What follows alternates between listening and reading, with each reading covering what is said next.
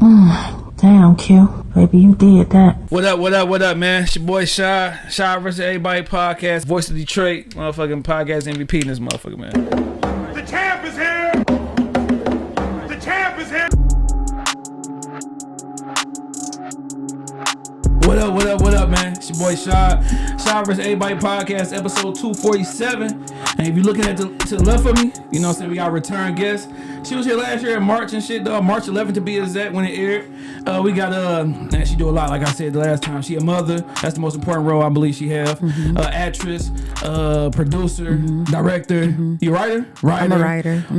Ex-podcaster. We still waiting for her to come back on and shit like that, man. And everything else that you know what I'm saying, want to, call her on the positive side. But we got Tia Blaque, man. What's going on? Hey, what's up, though? The Blaque Queen. Blaque Queen. The Blaque Queen of all queens.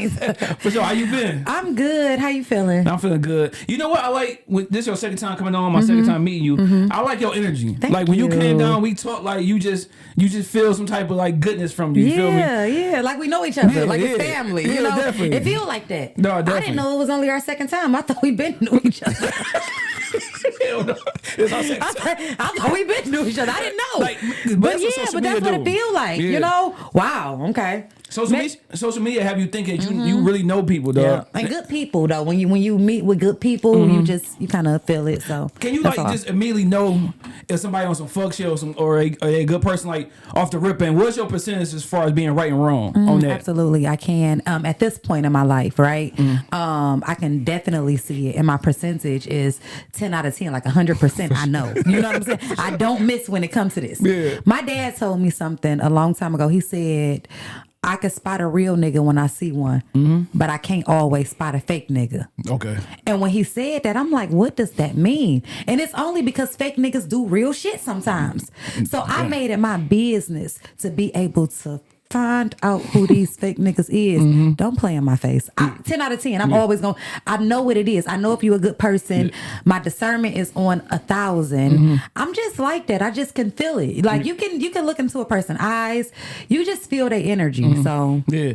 I wonder how often your dad realized the nigga was a fuck nigga though. Like I don't know why he couldn't see. Like I don't know what it was with him. Why he couldn't see. But I'm like, you telling me this? I know. So you say in your age now, when you was younger. Like, would you making mistakes like befriending people and like, damn, they really wasn't, worth my time? Honestly, I would have to say no. Like, I don't think I've ever really had that lifestyle. I've always been pretty smart. Like I told you last time, I was a teen mom. So at 17, I got a baby. I didn't really have time for fake friends and all of that. I needed supportive friends. Can you watch this baby while I go to work? No, for sure. Friend, yeah. I needed those type of friends. And those friends, I was able to weed out the good and the bad at a very young age, you know? Yeah, definitely. So I would say no. I don't think so. As far as men, yes, I have dated some of the wrong men, but now when I look back, it's like, oh no, he wasn't even a wrong man. Yeah. That was still a stepping stone. That was still a next level. That was still something. I still needed that. For sure. Yeah, so, definitely. A lot of times we regret things. Like we had talked earlier off camera about what we would change. But like in my personal life, I wouldn't change anything, even those fucked up relationships, because they made you a better person for the next one, or just a better person for yourself. Yeah. You know what I'm saying? But yeah, shout out to them people, man. Yes. Shout out to them people. And you never know, like I said, you never know how people are. Because I had somebody on the show not too long ago. I'm not gonna mention the person's name, but come to find out on New Year's Eve, his house got raided for child pornography. Who was it? HP Trice. Fuck it.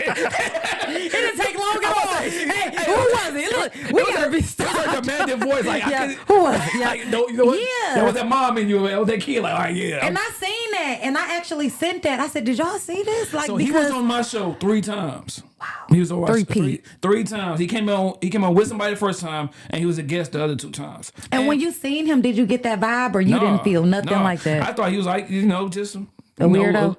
I ain't gonna say weird, but just a West Side nigga, just a rapping nigga. Okay. I didn't think he was into that type of shit. Yeah. But now I'm thinking and going back and like, did I ask that nigga any questions about kids, bro? Like, wow. But it's just fucked up when you see like people are got some fucked up minds. Like for you to be having and selling videos of girls as young as 5 to 9, I think 15 to 17. You a grown man, bro. Like, what the fuck is wrong with you, man? Disgusting. Like, and you got a daughter. That's the thing about it. You got 11-year-old daughter, so you really should, you should have had that mindset anyway. And you got a little girl, like, come on, bro. Yeah, that's terrible. I hope he get. I hope he have the, I hope he have the life that he deserves from here on out. I'm gonna just say that. Have the life you deserve. HP Trice. for sure. But we start everything off with salute me while I'm here. Before we got a sponsor, you know what I'm saying? Hey cuz, there's Wadi Vodka, we need another bottle. But if you know what I'm saying, one of those late nights, you know how it is, with the snow coming in, it's cold. Yes. You wanna go on Tubi and watch Kayla. Yes, indeed. You got you a girl to hug up on. You know what I'm saying? Pop the bottle, have a drink of Zawadi, and y'all have a good time with a good movie. And maybe y'all gonna end it off with a good time too. All right. Salute. That's why, yep. Kill behind there with his drink, nigga. But salute me while I'm here. Anybody want to go ahead and shoot some flowers to? I know, forgot who you had gave your salute to last time, but anybody want to give some flowers to? Just say show some appreciation. Oh, okay. Can I do two people or can I only do one? Anybody. Okay, so right now, first two people that come to my mind, and I'm not trying to exclude anybody, but I really, really, really want to give flowers to Sabree Whitfield and Kelly Kells. For sure. Y'all, I have to give them these flowers because I done been a part of a lot of projects. I done been a part of a lot of films, but I have never been a part of a film that has went this viral, done this well, featured, most popular, recommended, like it's under every category. And they're just good people. Like they're just good, solid people. And you know how when good people link, good things happen? For sure. I think this was just one of those situations. So if I had two bouquets of flowers right now, I would give them to them. Like if I had one, I would split them up. Yeah, for sure. Yeah. You get six, because they both equally deserve them. Shout out to y'all. That's who I would give my flowers to. For sure. Yeah, shout out. With Sabree, we see you soon. We see you soon. Yes. Did you expect me to say that? With us, I know you're going to say her for sure. You knew, yeah. I knew that one. I knew. And Kelly shot the movie. She was the DP on the movie. Okay. So she actually filmed the movie, and that's why, it was like, Yeah, no, for sure. Yeah. We going to go in and out movie, real shit. You know how it is. Absolutely. Whatever you want to do. I do want to ask you, though, about it being the top of the year. I know it's pressure coming out with an album, coming out with a movie. Was that pressure being like the first, project really being dropped in, from Detroit? Beginning of the year, is it pressure like, damn, okay, everybody gonna watch this because it's early? I'm so glad you asked. Is that pressure like, or you know what I'm saying? Because I'm so glad you asked. Yeah, go ahead. Is that pressure for y'all? I'm gonna just say this. I didn't know it was any pressure. It wasn't no pressure for us, but it's pressure for people coming behind us. Okay, got you. Hell yeah. It ain't no pressure for us. We didn't already did number one. So now the pressure comes from the people that want to look and compare for no apparent reason. Yeah. When we all should just be doing our own thing, focus on our own craft. Yep. You got people looking and watching and talking, but that's where the pressure comes from. It was no pressure on my end. I felt like we was about to release a good film. People was gonna rock with it, and we were gonna go on about our way. Facts. I didn't know that the film was gonna go viral. I didn't know that everywhere I looked, it was gonna be this guy shooting this girl. Yeah. I had no clue that was gonna happen like that. Yeah. So I would say no, we were just, putting out a project. I wouldn't say it was any pressure at all with it being at the top of the year, but I am very glad that we were able to start it off like that. Definitely. I can and we started off with honestly say something that. Good. You know what I'm saying? Because as soon as we seen it, as soon as you posted the next day, I told my wife, hey, we got to watch this. I'm about to have her on the show too. So yes. got to show my homegirl some love. Yes. No, definitely. What your wife say? Did she like it? Yeah, she rock with it. Okay. Yeah, because we be for real. After the first 10 minutes, we know we gonna rock with a movie or not. Yeah. It was a movie I ain't gonna say. I forgot the name of it actually yesterday. I turned that mother off immediately. It just was a no. Yeah, I'm good, bro. Okay. Like the last good movie I watched on Tubi was yours, and what about your friends? Okay. I rock with that. Shout out to CC. Shout out to CC. Yeah. Good in. Yeah. Those two, I rock with those movies. Yeah. Man, I'm starting to think you crazy in real life, Dewan Ford. At this point, Dewan, they say you might be crazy for real. Yeah, man, Kamal Smith, give me some little craziness to him, Yeah. man. Kamal Smith is crazy, too. I seen a post that said, I want to be this toxic in 2026, and it was a picture of Dewan Ford. Like, what a person got to think of you to make that, dude. No, for sure. So, yeah. Now, you made a comment on Facebook. You said, be honest, have you ever caught yourself acting a little like Kayla? Ooh. Maybe in your younger years, I want to hear about it. You tell me, in your younger years, your adult years, your older years, have you ever found yourself acting like her or knowing somebody, similar to that role? I think me and Q in the day is some Kayla's around this mud, dog. I can honestly say, back in my younger years, I can remember a time where it was like being crazy was fun. It was a thing. It was like a thing. Like, we just wanted to do that. Like, it was something about it. Like, I don't know if I thought that guys liked it or what, but I remember making this post, and this post went viral. And I remember saying, either you gonna answer the phone or I'm gonna just pull up. Yeah. You know, because you not answering, you must want to see me. I thought, you know what I'm saying? And in my head, I believe that. Yeah. You're not answering. That means you really want me to come over. And I definitely remember popping up, and it was another woman there. And it wasn't just other women there. It was 3 other women there. Oh, shit. I didn't tell you the story the last time. I don't think you did. Okay, so I'm about to just say, it's going to be quick. All right. It was 3 other women there. I was just getting off work. I had worked midnights. I'm calling my whole shift. I'm calling my whole shift. I couldn't wait to get off work. I finally get off work, and sure enough, I knock on the door. Yeah. His homeboy was sitting in the driveway in the car. So I'm like, what he doing here this early? It's 7, 8 in the morning. Yeah. He just sitting in the car in the driveway. I knock on the door. He had a stupid look on his face like, It was that smoky look like, oh, he in the house. Yeah. It was exactly that look like, oh, he in the house. I looked, I said, okay. You know, so I knock on the door. He didn't open the front door. He came out the side. I'm at the front door knocking. He come out the side like, what's up? What's wrong? What's Yeah. up? And I just knew right then. Yeah. And I'm like trying to force myself in the house like how Kayla was. So I ended up leaving, and I left.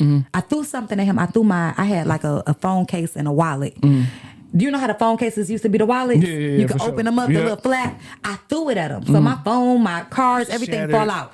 He picked the stuff up, handed it to me. You know what? I'm done with you. I pull off, I leave. Something tell me, go right back. I done lost my idea. I done said something. I'm going back to get some card. I go back. The 3 women is walking out the house. What's your reaction then to that? I jumped out swinging. Oh, shit. Not on the women, but on him. Oh, okay. Yeah, just swinging, you know, and not no real swinging, because I wasn't trying to fight him. I don't think it was just hurt. Like, yeah, pain. I can't believe you did this. Like, what's wrong with you? And then a man across the street, he was doing his lawn, and he grabbed me. He was like, look at you, you are beautiful. What are you doing? You don't do this. Like, don't ever get no man this type of energy. And it just snapped, like something just, I was like, looked around like, oh. And the girls, they were sitting on top of, like, as we're going back and forth, they had jumped and was sitting on the hood of the car or the trunk of the car. And they were just watching. And I'm like, I felt so low, so stupid.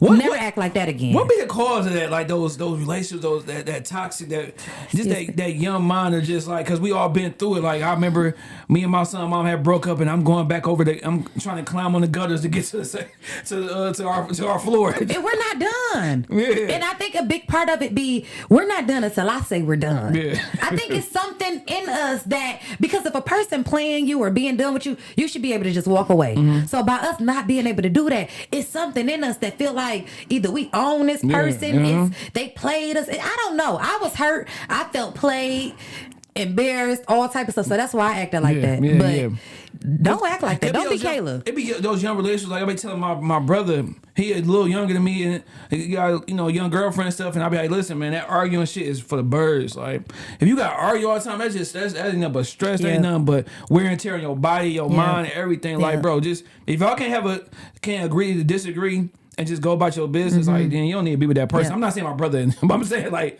just people in whomever. general. It shouldn't take all of that. It don't take all of that. I think about the yelling, the punching of the walls, like all that shit we was doing. Like, dog, that was crazy. Yeah. But it come from like not seeing love too in the household. Like, I see my mom and dad arguing, so you adopt that shit. You adopt it, yeah. Yeah, man. I had one guy that he got so mad at me, he punched the refrigerator, and his fist print was in the refrigerator. So every time I went to go open the refrigerator, I was reminded that this nigga was a psychopath. Man. And anytime people walked in the house, the kitchen, it's right there. That is embarrassing. Right there, like, what happened to the refrigerator? You can't be blaming yourself for nothing. Like, they know I didn't do it. Yeah, nigga got fired from the job, so he punched the motherfucker. He punched the refrigerator because he was so upset, and it was a fist print in the refrigerator. Like, man. And I just remember me talking to somebody about it, and they was like, well, at least he had enough self-control not to hit you. No, that wasn't no self-control. Next time ain't gonna be no refrigerator around. Next time, exactly. Exactly. Yeah, that's wild as hell. But no, like I said, I never had like like how she was acting, but I had somebody similar to that. Like I remember, like hey, I'm gonna go out with my boys. Next thing I know, she right there. So then the next time I said I was going out live, so she called me like, "Where you at?" I'm like, "I'm at a different spot." Cause I knew he's gonna pop out. You know what I'm saying? Like she pop out with her girls or by herself? With her girls. Oh, okay, so they just there too. Yeah, and I'm like, bro, what? So now I gotta leave and shit. Yeah. And then I remember like if I'm on the phone with my son, mom, if I laugh or something, she going crazy on Facebook. This nigga laughing, like, bro, come don't on you now. hate when niggas laugh with their baby mamas? Exactly. Yep. Like, Yep. I remember we be ordering food. I don't know if you saw Fresh Prince. He was dating Nia Long. If I'm looking at the waitress, she like, damn, you looking hard. Like, are like, you serious? Now those are super extreme insecurities that women have about, you know, maybe the last nigga put them on them, they parents, wherever. But those are super insecurities. And, you know, I don't think Kayla was insecure. Kayla just felt played with. Yeah. Kayla wasn't insecure because she was looking at the pictures like, this girl ain't got nothing on me. Yeah. She's old. She got this. Yeah. She was going in. Yeah, man, like, hug yourself, hug the tree. You know, like, she was like, ugh. Kayla didn't like, so Kayla wasn't insecure, but Kayla, she just felt played with. She felt like, I'm over here, I'm watching your kids. You know what I'm saying? Yeah. He actually had her watching the kids while he took another chick out. Yeah, it's crazy. Yeah, that's what I said. Why, cuz? And then the other chick saying, you know what, baby, I don't even want to meet your kids. So I want to say this. It's two type of women in this world. You got Kayla's and you got Ashley's. No, facts. Kayla gave it up fast to both men. I was gonna say that, and they treated her like that. You know what I'm saying? She gave too much of herself too quick. She watching the kids. She's picking them up from school. Then you had Ashley like, look, nah, I want to check you out first. I don't want to meet your kids. That's respect. I want you to take me out. Yep. You know, he had to court Ashley versus him just sleeping with Kayla. Yeah. So don't be Kayla, you know. When you are dating somebody, you know, saying who have kids and you got kids yourself, like when do you have that trust to be like, you know what, you can meet my kids and you know what, it's time for me to meet yours. Like when do that come about, or just like when do that happen? Like, cause you know I did with, you know, I got kids, so of course you gotta make sure the girl's right before you meet your son. So when do you know it's the right time or you don't know? Okay, so at this point, I got sons, right? They 17 and 12. Oh yeah, so they meeting that nigga at the door asking questions. You ain't never got to meet my damn kids. Yeah. You don't need to meet my kids at this point. I guess a person can meet my kids once it get that serious to where they need to meet my kids. I don't have little boys that want to be in somebody's face. They got their own daddy. They don't even really care to be in my face like that. You know, so they like going on about your way. So at this point, I don't know how to answer that. I don't know when the time is right. With me, I would want to see how you, if I'm dating you, you got a kid, I want to see how you are as a mother, just in case, you know what I'm saying, we talk about having kids. I want to see how you are as a mother before I make that jump. I guess you can see that without being around the kids. Like, you can pick up on how a person parents without ever meeting the kids. You know, if you really think about it, you could tell, like, just in a conversation. You know what I'm saying? Like, my son called. Oh man, y'all, this is my son real quick. You know, sure. Versus this motherfucker calling. I can't stand. Like, you can pretty much pick up on how a person parents. That's true. Hell yeah. But yeah, you don't immediately just be like, all right, let's go ahead and go. This little take the kids out. You know what I'm saying? Because they older now. Like, when they were younger and they had to be with me, it was a little bit different. It's like I was looking for somebody that they could meet so that we can all be together. But now they can stay at home and watch themselves and cook and all of that. They don't have to be on a date with me, or a man doesn't have to win them over at this stage because they about to move on with their own lives pretty soon. Yeah. See, when I Do met that make sense? No, for sure. Okay. Yeah. Well, I met my wife because my son was only like 7, so I remember he went on a date with us, but this was like after us, you know, talking and stuff, like, you know, like 6-7 months. Then he came with us and shit. So, you know what I'm saying, but I could tell, like, she had no kids and stuff like that, but I could tell, like, all right, this is the right one. Yeah. It was just conversation. I remember my grandma, like, being happy that she had cussed me out about my son not having a coat. It was too cold. And she like, see, that's what a woman supposed to cuss you out about. That's what a woman's supposed to cuss you out about. Yep. That's how you know you rent somebody that care. You know, like, people don't even care about your kids. And see, like me, I'm one of them chicks. I don't really care about your kids. I didn't think he was gonna say that.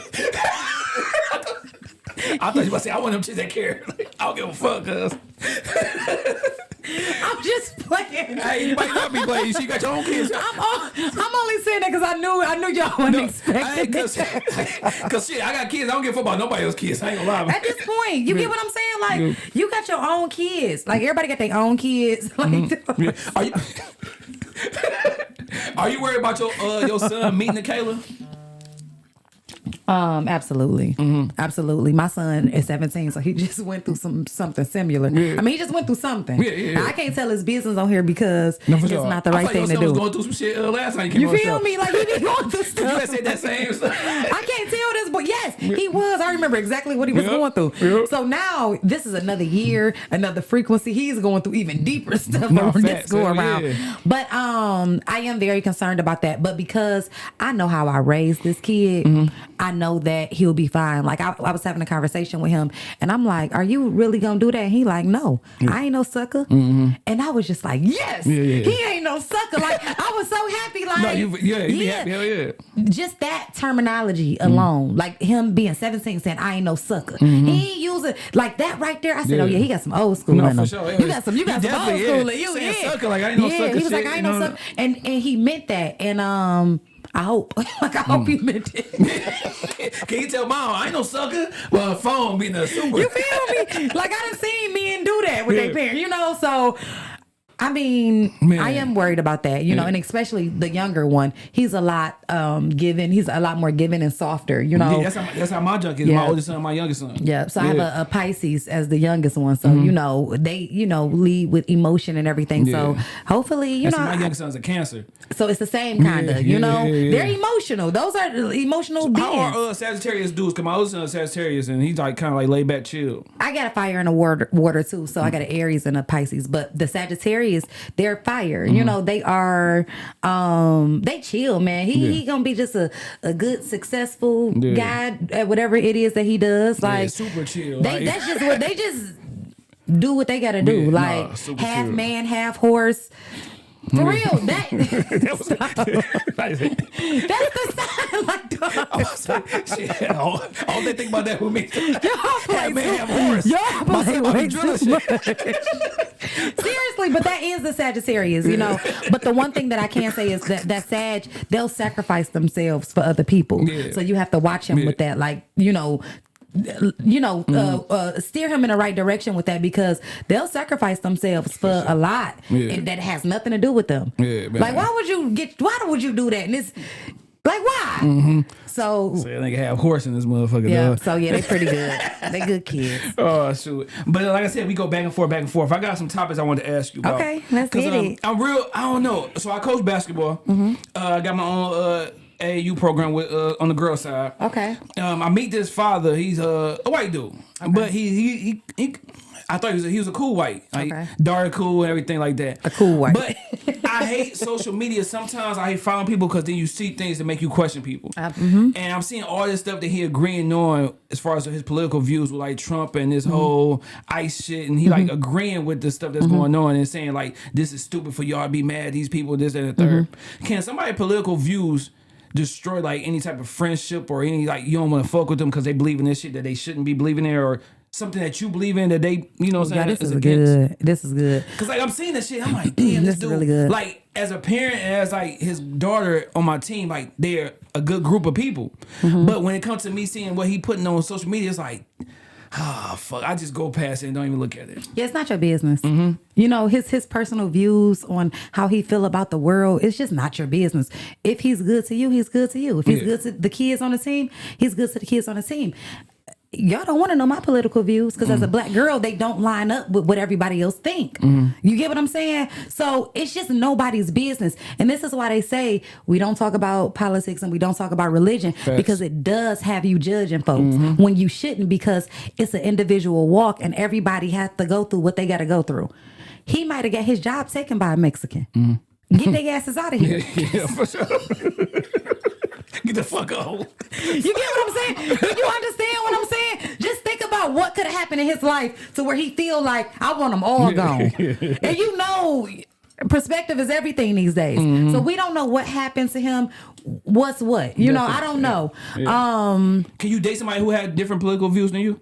I don't like to. You know what I'm saying? I don't like all of that not equally yoked stuff. I don't like having to defend why I feel a certain type of way. I don't like that. But I will tell you this, I lost a friend, and she was probably never my friend.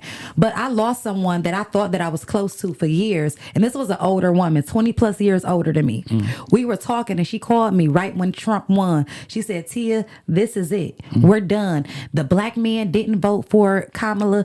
We're done. We're not sleeping with them anymore. We're cutting them off. This is our time to sit back and do nothing. And that's just where I drew the line. I said, I'm not. Like, I don't know what the fuck you talking about. I said, I was with her. Like, damn, you know, if you want to protest and stuff, we can do all of that. But like not talking to men or sleeping with them or just being like, why are we blaming black men that she didn't win? I haven't talked to this lady to this day. So she was for real. She was very for real. And y'all know her. You know what I'm saying? I haven't talked to her to this very moment.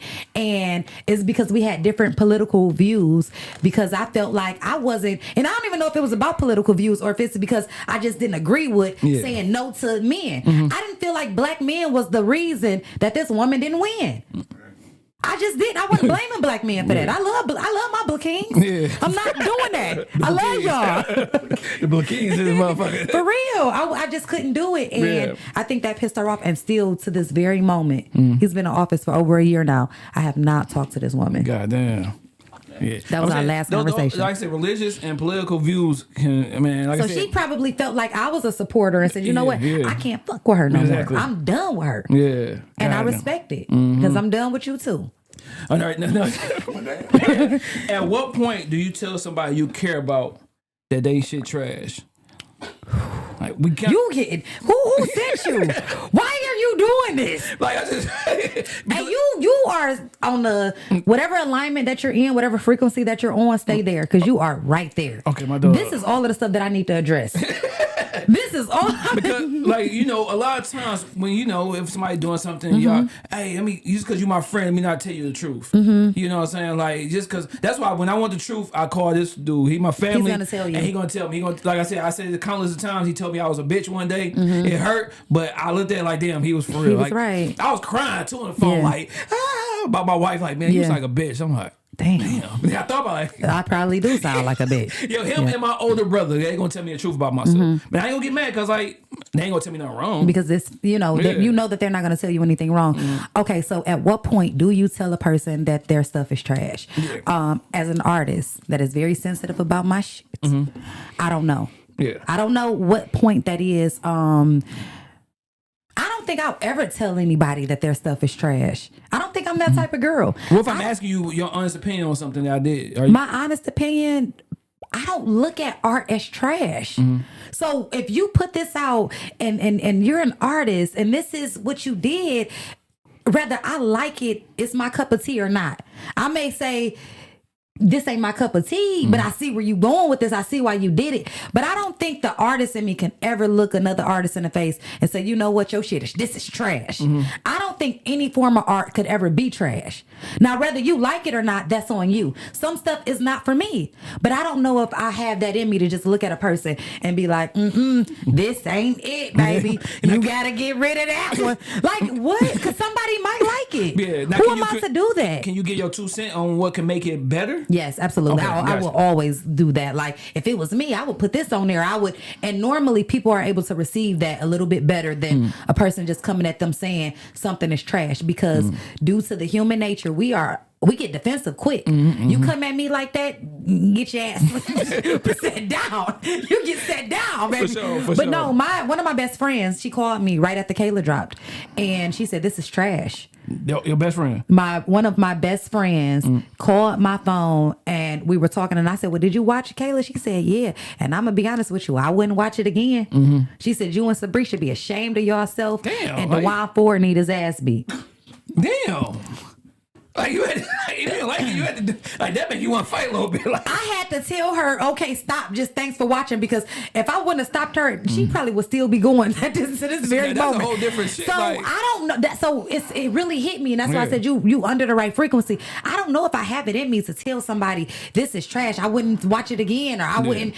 I don't have that in me. Whether you liked it or not, I don't have that in me. I'm mad. It ain't even me. Like Low-key like, dog. So what is the balance to that? And I don't know if she understands or if she looks at it, you know, or if she see it the way that I've seen it. But that hurt my feelings. You know, but what it also did was it prepared me for all of the other comments that I got later on throughout the days. I done heard this from my best friend. Exactly. A pussy hoe on the internet can't tell me nothing. Yeah. So it did do something. So when I say all things work for the good, they really do. But that was like, woo. Yeah. I still ain't talking back to her. I need a little breaky break behind that because, baby, you. Like, if you my homie, I'm a. Like, cause I'm not gonna, like you said, I'm not the type of person that's gonna say something to ass. I'm gonna find some, you know, saying something I liked about it, whatever. Like, or I'm like, oh yeah, I don't know, the movie was cool, but it wasn't for me. I ain't gonna be like, nigga, y'all should be ashamed of yourself. Like, we have to that's a whole different level. Yeah, she said I wouldn't watch it again. She said she said I don't know if y'all are doing so many movies that y'all getting lazy with it, but this wasn't it. And I didn't feel like that about that film. You know, this was the first film that I executive produced. Just say congratulations that I see you moved up. You ain't just an actor no more. You an executive producer. For sure. Something. It was no positiveness with this. And I had to just tell her, thanks for watching. Thanks for watching. I can't talk about this right now because this was the first day that it dropped. I'm not in a space to receive that type of energy. Get your ass out of here. That's fucked up. y'all gonna be able to repair that relationship? Because that's wild shit right there. I don't know if I can. I don't know. I mean, you always think about that. Like, you know what? I don't. I feel like she was being used at that point, and we can't help who's being used. Yeah. I don't even know if she really feel like. Do you really feel like that? Because it wasn't a trash film. I don't know. Yeah. I don't know. You know. But as far as the repairing, I feel like it's not broken. I just need a little minute after that. For sure. After something like that, you going in like that, baby. Just give me a minute. For sure. Yeah. Just give me a minute. Next topic before we, like I said, mental health. Do you feel like people use and abuse mental health when things ain't going right? Like, oh, my mental health ain't right, or this ain't right. Like, you know, because I agree. You know, some people mental health be fucked up. You know, so you get to those times where you depressed. You really owning something today, boy. But like a lot of times, my oldest son was talking about that junk like last night as we were watching the game. I'm like, I think sometimes people abuse just the whole mental health thing and aspect. I hate to sound fucked up if I, you know what I'm saying, if you thinking that, but I think sometimes these new generation, I blame it more on the younger generation. They try to go to my mental health when no, you just kind of fucked up. Yeah. I know that people are doing it. You know how I know? I done did it. So you abuse the hell out of that shit. Listen, I'm gonna tell a person in a minute. You know my ADHD. Like ADHD ain't even that serious. Like, but I will use that as what it is. You know, sometimes I just was talking to my auntie. I said, yeah, man, I think y'all might have should have probably got me checked out when I was younger. You know what I'm saying? Because I have some stuff like now that I'm on TikTok and I'm seeing all of the, you know, under the spectrum, I said, I fit a few of these, you know? And I've never been diagnosed or anything like that. But as of lately, I've been walking around. A lot of us fucked up. A lot of us were messed up. So I know that these people are doing that. I can't prove it, but I believe that a lot of them are. And I also believe that because, like you said, a lot of us have issues and we just keep it moving, that we are insensitive to the people that is pretty serious about it. You get what I'm saying? Like people that's really going through something, that's bipolar, schizophrenic, all of that. Those are people living in different dimensions, and we thinking that they just, you know, I don't know, man. I can't explain it, but I do know that some people are using it to their advantage, and I do believe that some of us are being insensitive when it comes to it as well. Yeah, so I think it goes both ways. Yeah, no, for sure. But some people be like, come on now, nigga. Especially celebrities, when they get caught with shit, my mental health ain't right. Like, you know what I'm saying? That's when it's best to use it. Like, you gotta make stuff work for you. Yeah, for sure. I tell people this all the time. Like, if you get, for real, stop, please. You have to make stuff work for you. If you got mental health issues, you better learn how to make it work for you. No, for sure. If you got a little leg, you better make it work for you. I'm not playing with y'all. Like, yo. Dog, little leg in that motherfucker, dog. Do you understand what I'm saying? You better learn whatever your disadvantage is in life. Little leg, I just thought about somebody hitting the girl from the back with that leg hanging. You feel me? Just little chicken leg, just little chicken leg, that bitch. You know? Oh shit, man! Now you last year, I ain't gonna lie, one of your interviews was one of my favorites of the year last year, and you to this day I still laugh at that part where you was like, "Damn, maybe I am fucked up with your mom." I listen. That was the funniest shit ever. That it was right the there. pause, the thing that you thinking about it like, damn. I watched that video so much because it was a moment you could see the look of clarity on my face. Like, damn. I started to heal after that. Then me and Q just laughing like, and y'all was cracking up like the simple fact that y'all would laugh and I'm going through something. No. That was crazy. But that interview was so good. Yeah. That was such a. I started healing, you know, more from that. For sure. That was great, you know. And sure. at that moment, I was able to realize because we do just keep it moving, you know. We do know how to sweep stuff up under the rug and just keep going. So at that moment, I was able to think about it because you asked a question that I had to think about. Yeah. And as I'm thinking about it, like, damn. Because like when my mom and my dad, they both being deceased. My mom when I was 24 and my dad when I was 13. There's a lot of shit I wish I would have known or asked or whatever. You know what I'm saying? That's why I feel it'd be a dope as hell. My granddad and my uncle, which is this nigga, if they did an interview, that'd be dope as hell just to ask some questions. Just to, you know what I'm saying? I was just, yeah, but that'd be dope. Yeah, that'd be dope as hell. It's just like I wish I could have that conversation with my mom and dad, like just to ask some questions about what they was going through. Because I'm thinking about my age I am now and how they were at their age. Like, damn, like this would be dope to have this conversation. Ain't it crazy when you look back at your parents and you look at your age and you see them and how they were at that age? It's like, ain't no way we were the same. It's the same age group. Like, ain't no way you was 35 moving like this and I'm 35 and I'm just moving like this. You know, for sure. they were like different. It was like a different adult, like a different back then. adult. Yeah, it's like we childish adults or something.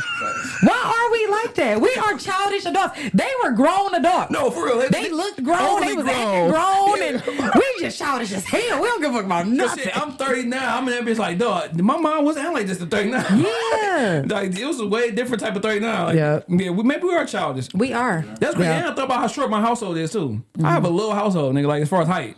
Everybody short. You say, This is a midget-ass household. you knew right then. You said, Every time we go around people, we always a little family for and shit. real. Like, we little as hell, dog. Hilarious. Little ass family. That is hilarious. Now, on a lighter note, well, it was hard on you, but when you fail, like I didn't mean to laugh because you was like, everybody laughing, ask me, am I okay? The Q, she was taking the garbage out. Yeah, I did. Are you okay? I'm asking you, were you okay? I'm okay, but I am nervous now. Walking. No.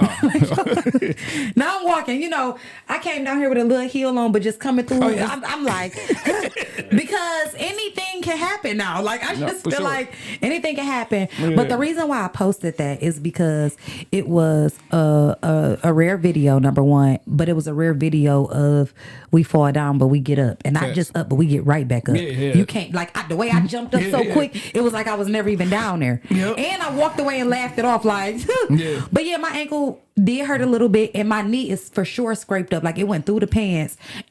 My knee is scraped up right now to this very moment. But yeah, I'm fine. You know, I am 100% like I want to fine. apologize for laughing, not asking were you okay. Everybody was cracking up. Like, that was just so funny. And yeah, that was a real fall. You know, like you heard the fall through the camera. Like, dude, you heard it. No, for sure. Hell yeah. And them falls, like the older you get, the harder it is for you to recover. The harder it is for you to recover. So it happened so quick. I didn't, you know, I'm fine. I got a question for you. Have you ever held yourself back from greatness because of other people? Yep. Like you feel like because a lot of times we help people and we don't put that energy into ourselves as far as what we do, and we just holding ourselves back. I don't know what's the reasons, but it's a lot of times you know you holding yourself back instead of just going full fledged with something and saying fuck everybody else for this moment. Let me focus on myself. So I've done that. That's why I won't fully commit myself to a relationship right now because I realize when I am in relationships, that's what I do. You know, just because whomever I'm with or whomever I've been with, I've always kind of been bigger than them. You know what I'm saying? So like sometimes you'll end up in a situation where you don't want your dude jealous of you, or you don't want to be the person with all the wins. You know, like when you are around people that aren't celebrating as many wins as you, it starts to sound like you bragging. So I'm not fully committed at this very moment right now because cut this out.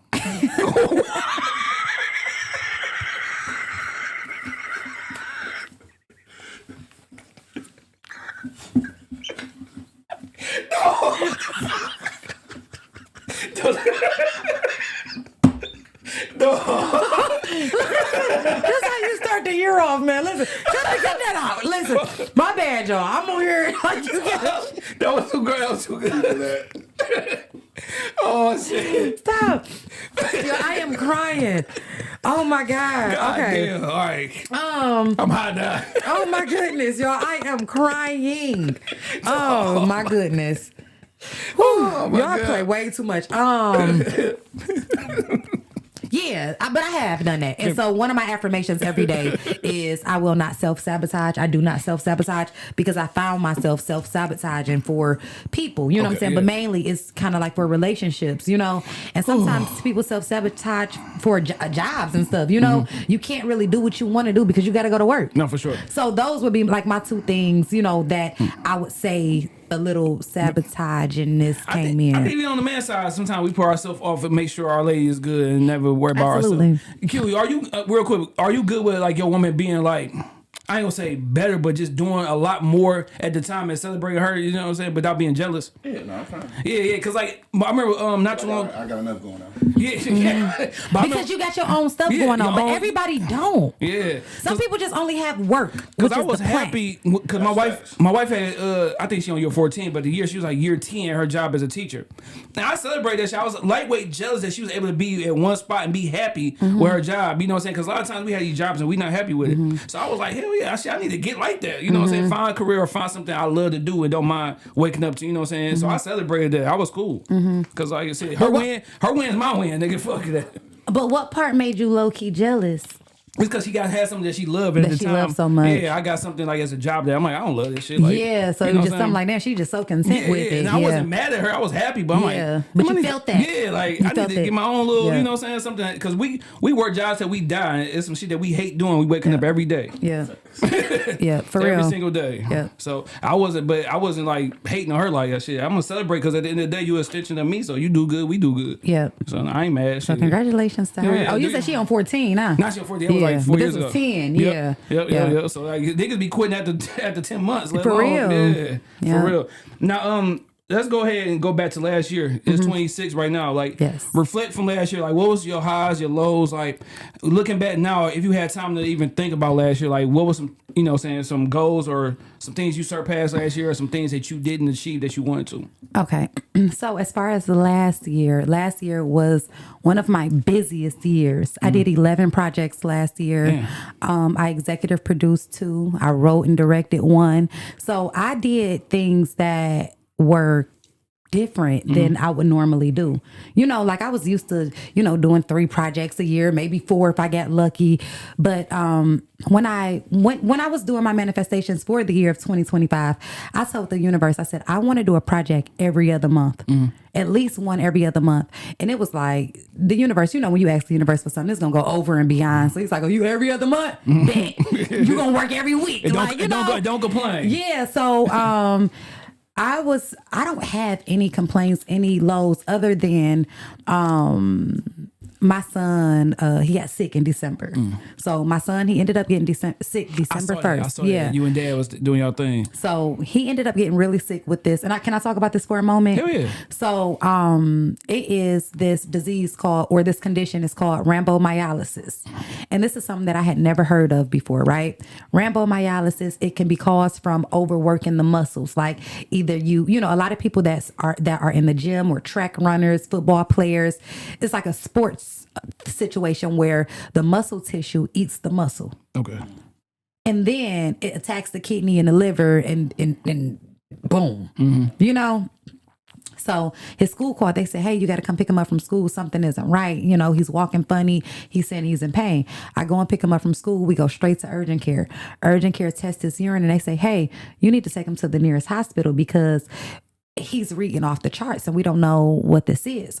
I said, okay. I take him to the nearest urgent care, which was Garden City Hospital. We go to Garden City Hospital and Garden City Hospital, like, did you drive here? Because we're going to have to get the EMS to transport you to Children's Hospital downtown. And I'm like, Scared as hell. hold on. You're nervous, yeah. You know, but at that moment, right before that moment, my homeboy had sent me a text message and he screenshotted the picture. It was 444 on there. So for me, I'm always being led by these angel numbers. But when I see fours, they're like redirection for me. Like if I was on my way here and I seen 444, I probably wouldn't come. Because that's how serious it is, you know? So when I seen the 444, I already knew. I said, damn, something ain't right. We ain't about to just go straight home. Like, this is deep.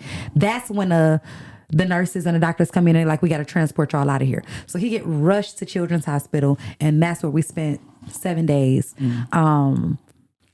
Day 1 and 2, we're trying to figure out what this is. How did he get it? So they finally go back, run some tests from 15 days prior, and found out that he had the flu. So all of this, you know, that's going on, this flu that people getting, it can become very, very serious. So anybody who does have the flu right now, the goal is to stay hydrated. Like, please stay hydrated, because it's something called rhabdomyolysis that can sneak in on your ass. You know? Yeah. So what happened, you know, I'm going crazy, you know, because I'm a powerful person. I believe in manifesting and all of that, but I'm watching my son. We can't give him no pain medicine. He's completely in pain and all of that. We can't give him nothing because it may kill the kidney and the liver, and we trying to save it. His numbers is, then this is another thing. His CPK levels for his age is supposed to be between 30 and 50. They were 144,000. Damn. So 144,000. Once I got that number of 144,000, I said, wait a minute, this is spiritual. This is 144. Like, I know that number. It was something in me that just was like, By day 3, I had got on Chat GPT. What I gotta do? And Chat was like, stop everything. Don't give them nothing. No IV, no nothing. Whatever y'all giving them, stop it. Let the body reheal itself. I went to the hospital. I said, I want to take them off everything. Now I don't want to give them nothing else. Because Chat said, you don't have an IV machine at your house. We need to know that his body is healing on its own versus what they're giving him. I go in, take him off of everything. In 24 hours, his levels dropped over 50%. No shit. So shout out to Chat GPT. Like, I don't know what people using it for, but that is some powerful stuff. And just that day, they told me that boy was going to be in there for another week or two. We went home within those next couple of days. You would stay on the IV, the process would have been a little bit longer. Absolutely. I know so. If I'd have kept being weak, the process would have been longer, because the way that the world worked, it only gives you what you feed. So it was, I'm crying. I'm so calling everybody, putting Facebook statuses up. Oh my God, y'all pray for me. Pray for me. I had to sleep in my own. Once I got out the hospital and I slept in my own bed because his dad had spent the night with him. I woke up and I said, "Oh yeah, no more. I got to pull my baby up out of this." The text message has changed. You somehow how happy he was with dad. Yeah, you know what I'm saying? Like, And I said, I got to pull myself up out of this. And then I never went back as if he was sick anymore. I went back as if he was healing. Yeah, getting out. Yeah, and that's how we got him out. I believe. You know. God damn. What's the name of that again? So for the people, rhabdomyolysis. Okay, cool. You said it was eating at the muscle tissue. Okay. Yep. So it, legs swollen, you can barely eat. Like it's just a painful situation. Arms swollen, like you touch them, it's just like it can bust. Yeah. So yeah. That was one of the things that one of my goals. Well, not goals, but one of the things I wanted to change up for myself this year is start going to the doctor more. Because I'm getting older. A lot of times we know stuff, or we just too afraid to go because we afraid of bad news. I'm like, I need to go ahead and start, really, really treat myself better than where I am, and start going to the doctor and making appointments. Yeah. Because I got last time I went to the doctor, I was forced because I got to a car accident. Like it was like, but just as men and me watching like my granddad, my dad, my auntie, my whole dad's side family, like they passed away almost the same. So it's kind of like a fear of seeing how they pass away and hoping it don't happen to me. But one thing, shout out to the twins, they say you ain't supposed to think of that because then that's when it's gonna happen. Exactly, and that's exactly what I'm just saying. Like once I went in as if he wasn't sick anymore, the algorithm changed. The whole everything. It was like it just changed. I went to a whole nother page of it. So yeah, don't think of it like that. And it, the curse already broke. It broke with you. No, for sure. You feel me? Like it's not gonna happen to you like that. But like I said, especially it's my job, because like what I do, I'll be by myself a lot of times. So you start thinking about shit like I don't know why. Ever since I was a little nigga, I always thought about death. Like just like the when is your birthday again? June 21st. Okay. Just the fact that you not being here just be like, it just seemed like a fear. It's a fear of mine. I don't know. Every time I was little, I always think about it. I always thought about it. So it's like, damn, if I'm not here, especially now, I think it's even worse now because I got young kids. Because you got kids that you will leave behind. So damn, if I'm not here, like my daughter only 5, my son 9, my other son, me and him, you can ask him. I had conversations with him all the time. Like, hey, if this happened, make sure the kids is this, that, and the third. You know what I'm saying? So I gotta stop thinking like that though. Yeah.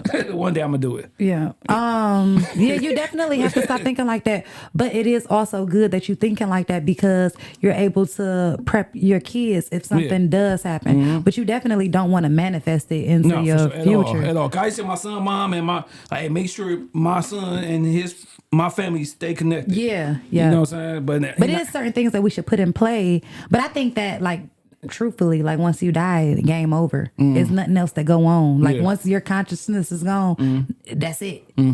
Nah, me and I forgot. That's crazy, right? Crazy. That's what scared me. I'm scared now. Yeah. But on podcast, on Q Podcast, Wake and Bake Show, shout out to Monk Money and Angry Principal. Angry Man.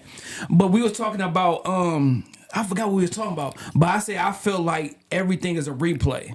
I feel like we are put in a certain time. Like right now, we are in the year 2026, but this has happened already. Come on, now. Like I feel like this. Fuck always, that. like, so I'm Fuck like, that. so that's why I felt like it was. That's how I felt like about life. Like I feel like this is all just a rerun. And right now we.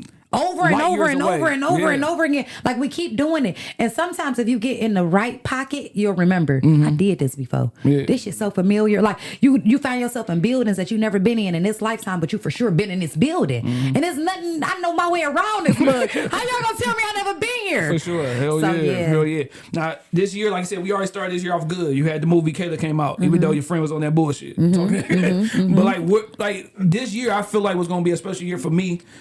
I feel like everybody, think that every year, but I really felt something about this year was going to change up or something. But how do you feel about this year? What do you see yourself going this year? And what are some new things you want to try? You know what I'm saying? So, I feel really optimistic about this year. I see myself going straight to the top. So 2026 is the year of the horse, the fire horse. And guess who's a fire horse? For sure. I don't even have to have no expectations. It's gonna happen because that's what the world says is gonna happen. Astrology says it's gonna happen. This is my year, and I haven't. The fire horse haven't had a year like this since 1954. So I wasn't born. So this is the time for me to shine and get everything that is coming to me because that's just what astrology says is supposed to happen. So I'm expecting all of that. I see all of that coming to me. I'm excited about In All the Wrong Places coming. I'm excited for people to see me as a writer. I'm excited for people to get into my mind and see, damn, she pulled all of these characters together. And In All the Wrong Places, it was a cast of 40 plus. And, so this is how busy my mind is. This was a cast of 40 plus. I just see myself going up. Like I really see, and I felt like this other years, but never like this. Like this is more so of I know I can relax and chill. Like I don't even feel like I got to work too hard for it. With other years, it's like, all right, I'm about to put all this work in. Like last year, it was about me. I'm putting the work in. This year is about me watching the flowers bloom. Like I planted the seeds, but now we get to see them, Sure. Hell yeah, definitely. If I did 11 projects last year, then we should have one dropping every year. I mean, every month. Yeah. Hell yeah. Or so. You feel me? So like I just see great things for me. Just great things. Yeah. Now, like I said, I hate watching podcasts and jump right to it. So now Kayla came out, you know what I'm saying? You got a great cast. Shout out to Juicev, because he a new person on the rise and stuff. He came on the show funny as hell. You know what I'm saying? Funny dude, had some funny stories when he came on. Shout out to Juju. I love Juju. I am Juju is my favorite right now. Like if I had to just pick, if y'all ask me, nobody asked, but if y'all did ask me, I'm betting on Juju right now. Like Juju is my absolute favorite right now. He, like you said, he's new. He's a fresh face. He's funny. He's young. He's popping. I like Juju. I really like Juju, and I really want to see him win. He's a good, genuine guy outside of movies and everything. Like funny as hell. Juju called me one day and said, "Yeah, I was just calling to see if you needed your snow shoveled or your grad." Like he's just a great guy. Like all the way around. So shout out to Juju. He been in a couple projects. You know what I'm saying? He was in. He's been moving. What, Boyfriend for Christmas? He's the lead in my new project. Yeah, we talk about that. So with Kayla, you an executive producer. For those who don't know, what was your role in the movie as being an executive producer? So the executive producer is the one who funds it, who pays for it. So I just gave up the money. But on the other side, like I did still produce the movie as well. Like I still help find locations. I still help cast. I still help, do all of those things to see the film become successful. Was there anybody that y'all try to get on the movie that turned y'all down? Y'all nigga, now you see my movie doing good, you'll fuck nigga for not wanting to be in the movie. To a couple of people. I ain't gonna say no names who I know ain't had this type of push. Yeah. But so and I think that sometimes we do as an artist, you can look at something and be like, damn, I wish I was a part of that. Like, and I haven't had that moment. I'm gonna tell y'all what gave me that moment where I looked at this whole time I've been acting. I never felt like I should be a part of something or I wanted to be a part of something until I seen Buffed Up too. Yeah. I seen that. I said, why y'all not calling me? Yeah. On Buffed Up too, do you feel like it's too many appearances? Like I just feel like they was missing one. That's all. Like, y'all missed one. Because and then with the success of Buffed Up, of course I don't want to turn from Kayla, but the success of Buffed Up 1, it's like we waiting for Buffed Up 2, and the expectations are so high because Buffed Up 1 is like our Detroit Friday. You know what I'm saying? So like, and then I feel like I got the hookup when they came out part 2. It was too many goddamn people in the movie. So Buffed Up 2, it seems like it's gonna be a lot of pressure on there. I can't wait to have Thomas on there to talk about it. Okay. And you should have my dog in there, man. Who? You. Please say that. When you see him, be like, just say something like, man, why y'all ain't using Tia like that? Put a little bug, for me. Do that for me. Now, was you with Sabree on the creation of this movie, or you came in after she had already kind of like started creating the Kayla movie? Okay, so honestly, me and Sabree have been together since the start, kind of.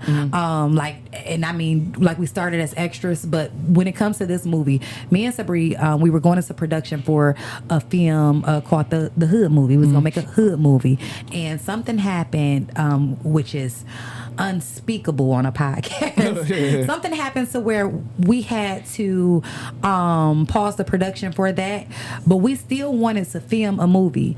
So I'm like, Sabree, we already get these locations. We didn't already talk to these people. I still want to do something. So what we ended up doing, she said, you know what, I'm going to write us something else then. So she wrote Kayla in 3 days. We had maybe 2 or 3 rehearsals for it, and we filmed it that next week.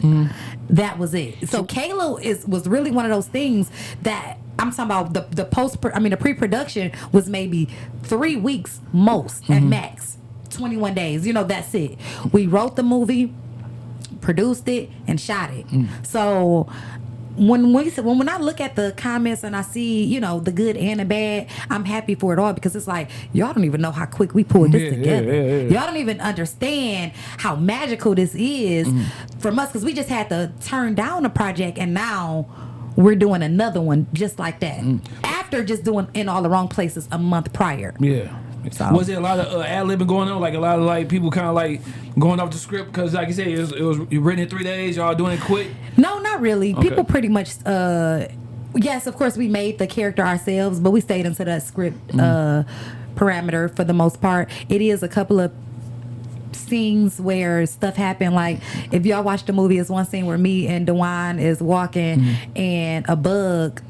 I saw that was a real thing. Yeah, I saw that. A bug flew and got stuck on my lip gloss, and I'm waiting for them to say cut. They never said cut, so I just had to go with it. So like that little part, that was we improv that a little bit, but we still kept it. We still stuck with her lines, but a damn bug almost flew on my so we just had to do what we had to do.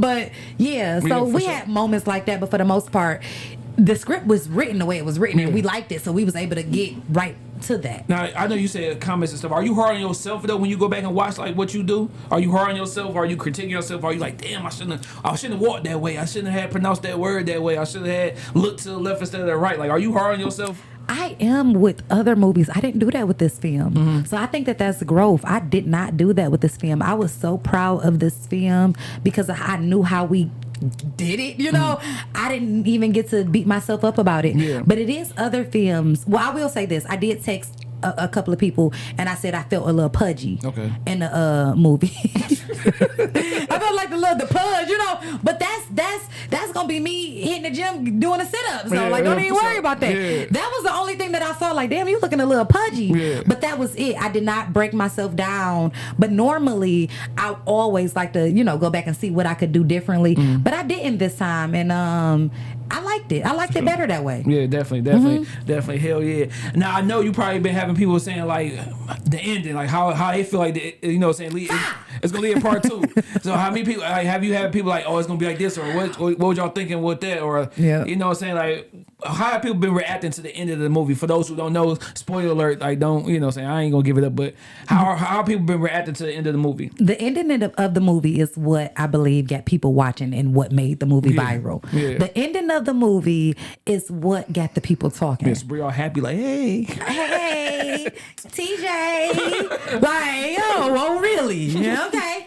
So I believe that the ending of the movie is what made the movie pop the way that it did. I think that it was gonna be successful anyways because of how, like I said, when good people come together, good things happen. Sure. So I think it was gonna be successful either way. But I think whoever posted that and said they hate Tubi because of that, somebody said I'm never watching Tubi again. That post had 2.6 million views. Yeah. Next thing I know, I seen another one of that same clip, 4-point-something million views. Then I went on TikTok. On TikTok, they said the Grinch who stole Tubi. When you pull up Kayla, it says the Grinch who stole Tubi because he got that beard. Yeah. They calling him the Grinch who stole Tubi because he did what he did. Yeah. So people are saying they hope that it was a dream. Sure. Some people saying we just talking about that on the phone. Some people said they hope that it was a dream. Some people saying that it was a stupid ending. Some people said that they glad that she got. Yeah. I went to Dollar General the other day to get some paper plates and stuff.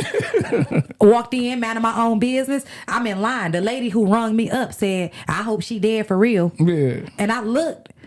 And I had to think about it. She's talking about the movie, and we just bust out laughing. Like, we just had a moment. She said, "Girl, that girl is crazy as hell." Yeah. But she, I hope she did for real. Yeah, for sure. People talking about this, they don't even want that. That was crazy to me. I'm just trying to get some paper plates. Hell yeah, real quick. Quick. Now, if you really chilling with a nigga and his phone blowing up and he says his business partners and he go away and take the call, you really chilling? You just sitting on the couch and chilling? Ain't gonna like? Are you gonna be relaxed? Like, all right, yeah, he business, talking business. I'm so chill.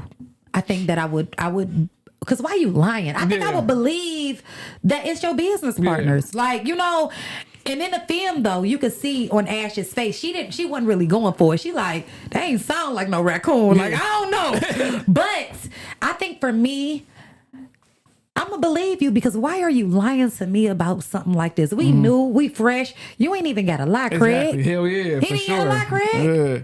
Why? No, so I think, if he would have got up and went to the bags to make that call, I might have felt something and felt a little suspicious and handled him accordingly. But I'm not going to be like her. She was sneaking, listening in. And I wouldn't do all of that because I don't want to get caught doing it. She almost got caught doing that. Like, I don't want to be that person. What we doing this? No, I'm good now. Oh, you had me doing it, Dick. Nope, I'm good now. No, I'm mad I asked though. So, how quick do y'all want to come with part 2? Because a lot of times movies take too long and we forgot about part 1. Like, damn, now I ain't wait till 28 to do it. Now we forgot. Now we got to revisit. This is unofficial, but we supposed to start filming Kayla 2 next month. Okay, damn. So, it get like that. It get like that. Yeah. So we supposed to. I don't know. When you talk to Sabrina next week, I don't know if she may tell you something different, but this is what we're trying to conjure up. We didn't know that it was going to do this like this. Otherwise, we'd have had something prepared. Yeah. We didn't know it was going to go like this. But while it is going like this, we do want to keep it,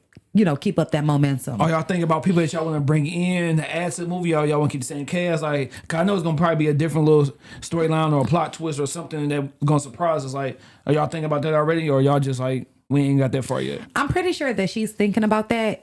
I wouldn't think about it until after I saw the script. And after I read the script, then I can think such and such can play this role. Or we can get Cece to do this. Or we could get such and such. You get what I'm saying? So she's probably going to write that one. So I wouldn't know until after I see the role. I haven't. Definitely. All we know is how we talking about how we want to pick up where we left off. That's the main conversation right now. Right there. How are we going to transition this? Because you hear that thump.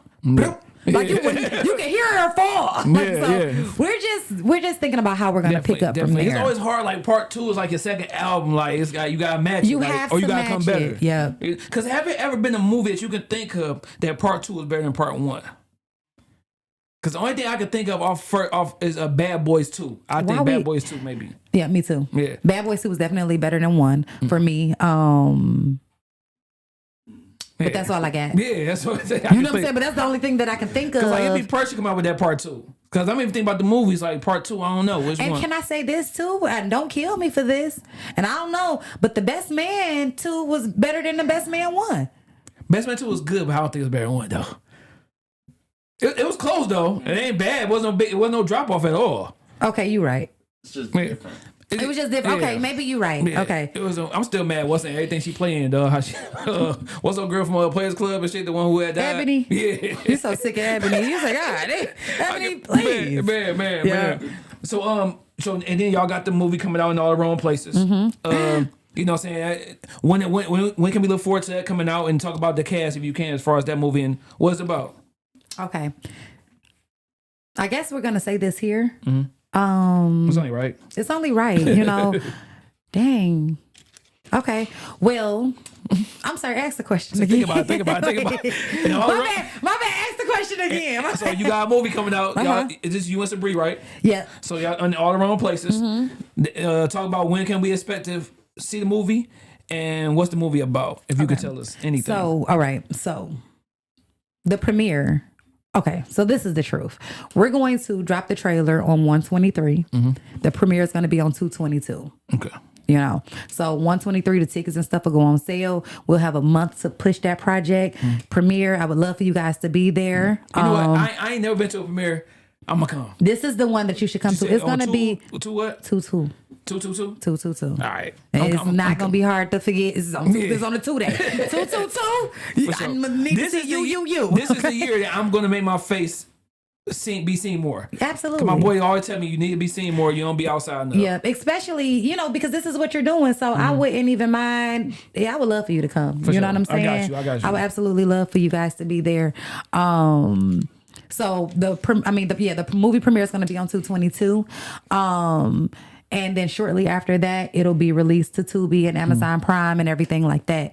But this movie is a movie that I written, and I kind of feel like if you sing Single White Female, it kind of puts you in the mindset of that. Okay. So you have two best friends where one of them is secretly obsessed with the other, and she don't know this. She just thinking it's her homegirl. They just you know just oblivious, and all of these things is happening in this girl life, and she don't know why. You know what I'm saying? Like she don't know why this happened. You know, just little stuff be happening and she don't know why. So and then she's navigating trying to date. So Sabree is leading this movie. Okay.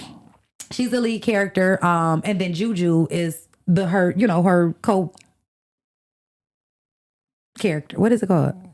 Damn, I don't know. Co-star? Her co-star. Yeah. That was really Co-star. Yeah. He would be considered the co-star.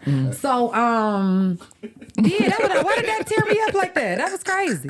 Cut that. You know, first just start saying cut stuff like that. But yeah, so Sabree and Juju are leading it. Then you got me being like the antagonist, you know, just being a sneaky little something. So people are going to see a crazy side of me. They're going to see me in a way that they've never seen me before. I play a stud in this movie. So in this movie, I'm really, braids and shit. this is that. This is the stud movie. I'm playing a flat out stud. And this movie is based off true events as well. And some of this stuff in this movie, it really did happen. So when I was writing the movie, it was hard for me to wrap the movie up. Like I didn't know how to end it because it was still going on. Like life was still happening. Like, you know, this was still unfolding. So yeah, it's gonna be a really good film, but it's about a girl navigating through life. She's trying to find herself. Like she asks her aunt, like, what type of man do you see me with? Like she's dating her older dude that's paying her bills. She's dating a younger dude that's a rapper, but he kind of hot. She's got other friends, you know, then she got her best friend that's secretly obsessed with her. The writing on this is top tier. Got you. It's something that we haven't seen. And it's real life events. Like when you see it, I know it sounds like a chick flick right now, but that's the only way that I can explain it but it's not. Gotcha. It's not just a chick flick though. Yeah, I'm definitely gonna watch this shit. It's a suspense thriller as well. Yeah. So that is another thing that I'm not saying because I'm making it sound so polite. But this is, you gonna hear a bunch of doom. You gonna see a bunch of sneaky stuff going on because it's a suspense thriller, you know. Now, when you write, especially when it's related events that you can think of as far as yourself and tie yourself into things, or is it hard to end a movie when you going? Because that's the thing I think I would have a hard time with if I was writing a movie is the ending, because the ending that's important. Like, you know what I'm saying, you don't want to overdo it. Yeah. Like, is it hard to write an ending of a movie because you said you kept going, you didn't know when to stop because you were still going through it? That was the hardest part about writing a movie, ending it. I did not know how, when, or where to end it. So the movie is actually long. You know, like when the editor was editing the movie, he like, God damn, like I didn't realize it was this long. He like, so I didn't know, because I am a first time writer, I didn't know how to end the movie. But just one day I was on my way back from Puerto Rico and I was on a plane, and it was something about being high up in that frequency that allowed me to end it. Like I was finally able to write it out and end it, you know? So that was that. But do you see yourself stepping away from being in front of the camera and just being full time behind the camera? Never. Never. That's never gonna happen. Yeah. No, because acting is my passion, and the reason why I'm even behind the camera is to give myself more acting time. You know, I'm going to spade, you know. So when you ask me about other people, no, so no. I'm the people. Will ever be a movie that you write that don't have anything to do with you as far as being an actor and an actress in the movie? Say it one more time. Will ever be a movie that you can see yourself writing without including you as being a part of the cast? No. Okay. You always gonna be in that bitch. No. I don't have the desire to do it for that. Like, I didn't go to school for this or just love it so much or just so passionate about it. I'm passionate about acting, you know, and I'm passionate about giving myself opportunities that people are afraid to give me. Gotcha. That's what I'm passionate about. I'm sorry. Go ahead. Juice Elvis said that too when he was on the show. He like, we watch these movies and it's the same big booty chick. He said, same big booty bitch. This same nigga. This same like. So, like, we need to see these new faces. You know what I'm saying? It's refreshing to see a you or him. It's different than seeing the same person playing the same type of role. Absolutely. And if you're going to give these people the same recurring roles, make it different. Make the movie different. Yeah. Like, somebody told me they feel like they watching the stories. Like, it's just going on and on and on and on. Each movie, like, the movie picked this movie, ain't got nothing to do with that movie, but in some type of way, it picked right up. And you think that you're watching the same movie, and it's a whole different production company, a whole different storyline. So, somebody did tell me that this is the difference. Like, this is what me and Sabri are bringing different. These films are like, Kayla is different from Energy.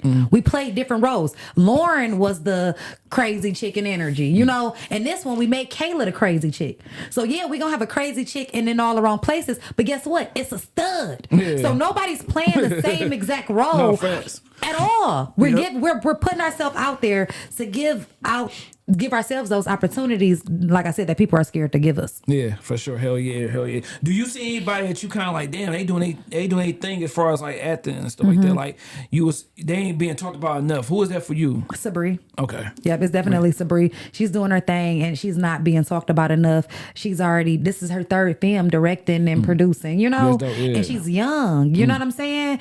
And she's not being talked about enough. I can't understand it. Yeah. People ain't doing that. Yeah, we got people that's popular that did one film, maybe two, but she's on the 3P and working on the next one. So I just feel like she's not being talked about enough. Yeah, for sure. Hell yeah. What about on the dude side? Because I always think about my dog. I say his name a lot, but he do different shit a lot too. Roast Spit.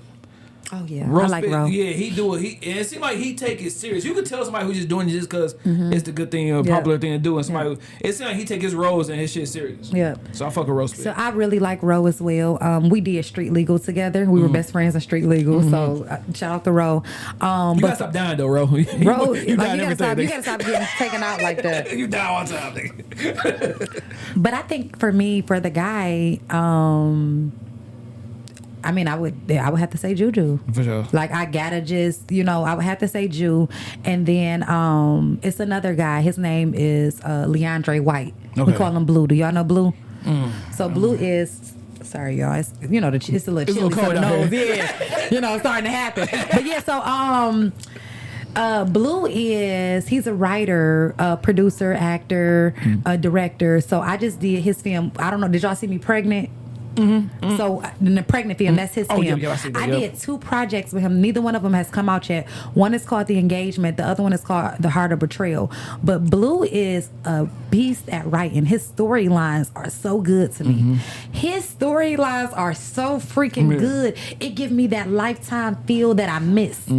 That I just love and miss, you know. So I would say him. He's sneaking through, like he's coming through. Real quick, for some reason I just thought about that. I want to applaud y'all on the sex scenes on Kayla. It wasn't too much. Yeah, we didn't have any. We really didn't even have any sex scenes, any cussing. Yeah, it was. Yep, because you just seen the aftermath of her. That's it. And my man Dewan Ford smashing. Yeah. Like, you know what I'm saying. So it wasn't because Cece said that sometimes they write sex scenes in movies just to do it. And it's like no reason or no lead up to it. It's just fucking. So that's exactly when we were doing this film. We definitely said we didn't want to do any sex I or didn't think any about cussing. the whole cussing like that. Yeah, damn. The only cussing word that was said in that movie was "damn," and that's when the bug came, and I couldn't handle that. The damn bug flew on my lip. Like that was just, you know. But that was the only curse word that was said in that entire movie.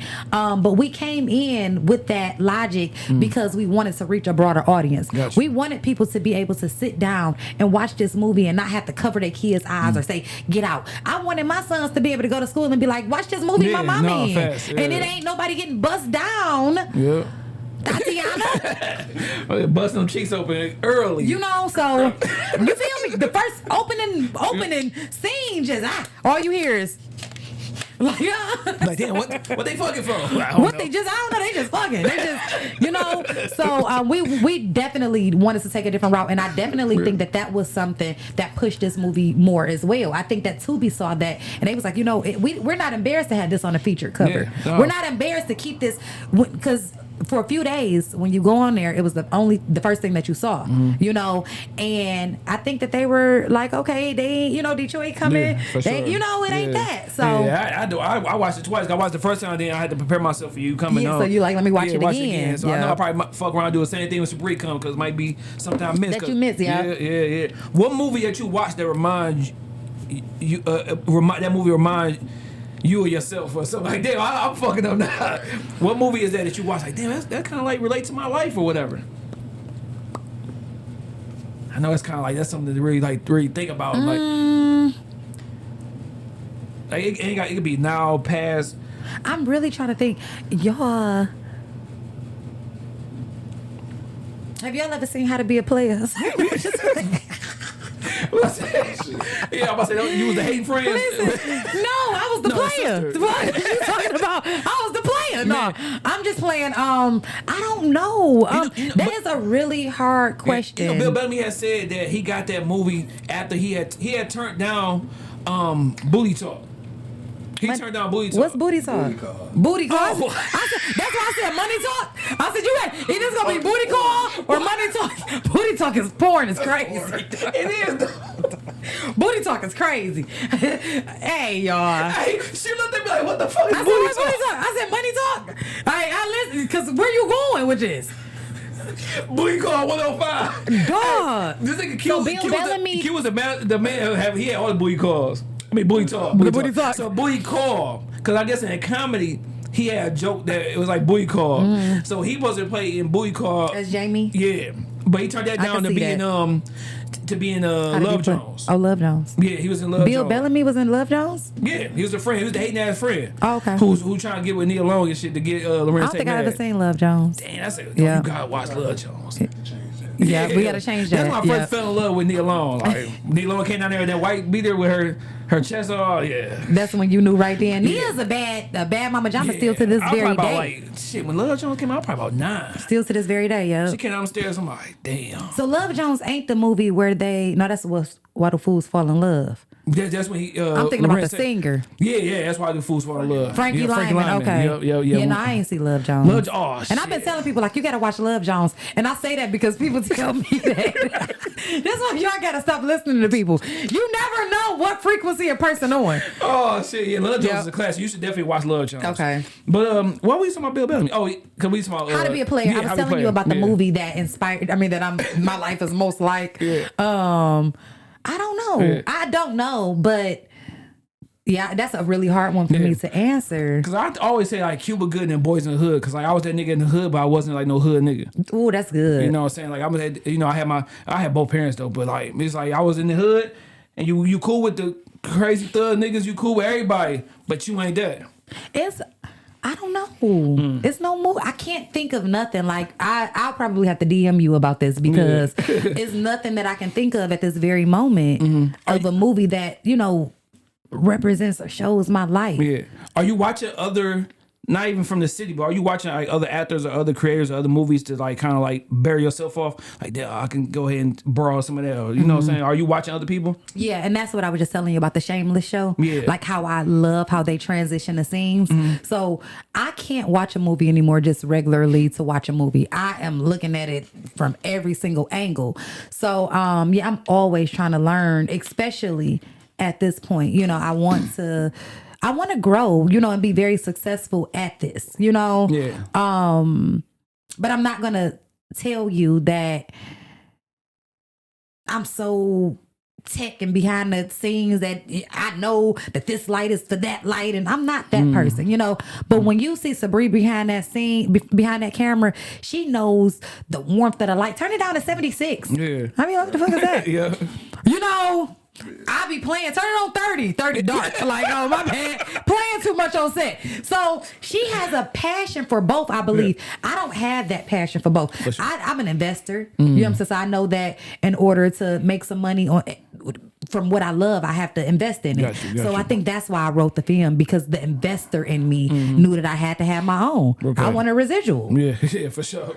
Yeah, I want to feed myself, you know, but the acting is where I have the real passion. That's where it's at. So I'm always people watching and trying to pick up on other actors and damn, they did that cold, you know? Yeah. Now we get towards the end. What is a constant reminder of why you love something? Like as far as like with this acting, like what's something that's like, damn, like this is why I love it. Like, you know what I'm saying? Like when you, like with me, like if I have a dope interview like me and you, like this is why I love doing what I'm doing because of these interactions that we have. What's a constant reminder of why you love what you do? I guess the same, like these interviews, like you watch the movie, you know all about it. Yeah. You know what I'm saying? People out just, you know, they've seen it. Me watching it back, me being able to Google my name, you know what I'm saying? I think right now that's the most important. Like, you know, me just able to Google my name and it's a replicable.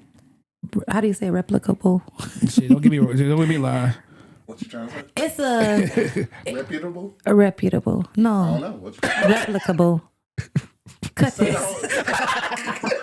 That's gonna be the name of this episode. Cut this. The name of this episode is Cut This.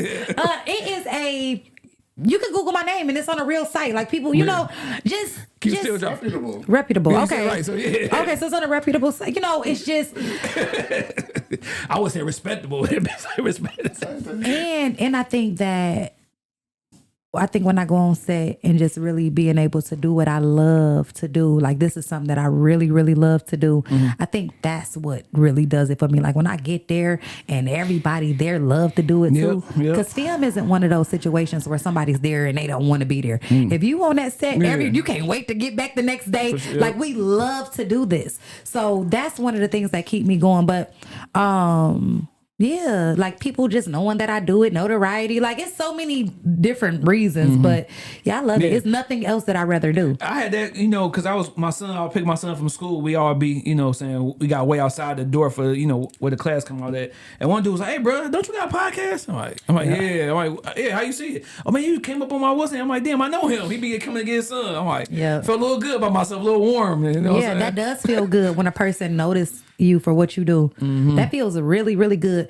Yeah. And anybody who's saying that don't feel good, they got some type of social anxieties going on and they can't embrace it. But I love when people recognize me for my work. Yeah. Matter of fact, that's how I met Shop Talk Podcast. My man was like, "Hey, what you doing?" Yeah, that shit was like, yeah. I went inside. I told my wife and my kids, like, "Yeah, nigga, get ready for this to happen. Everybody gonna know me everywhere I go, motherfucker." Period. Get ready. No, seriously, get ready for this. No, for sure. Yeah. Hell yeah. Now, I want to ask you, when the last time somebody had to check you for a good reason? When last time you been checked? I said he checked me and shit because of shit, but somebody checked you recently or you can remember? Yeah, so I got checked a couple of times just over the past month or so. I just recently had to go back to work. So I have a home care business as well. So all of a sudden, life be life, and I did 2 projects last year and ain't got nothing back from them yet. Just wait, so it's like you have to, and it's not little money. You know what I'm saying? You're spending big money to get this stuff done.